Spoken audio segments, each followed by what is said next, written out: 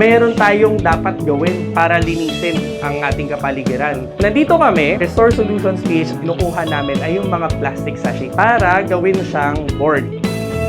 Oh, don't throw it away.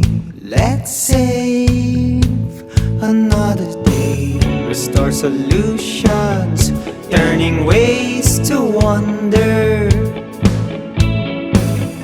Don't trash it, rehash it now. Take a step, make a change today. Simula na tayo. Excited naman lahat? Yan. Sino ang natutuwa na meron na tayong painting stand ngayon? For tomorrow,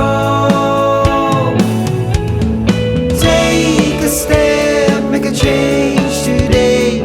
For Earth is home, our way to stay. Thank you, Restore, for your help sa aming mga activities dito sa Palawan. On behalf of our congregation and our church, thank you very much. Di namin alam kung paano kayo papasalamatan.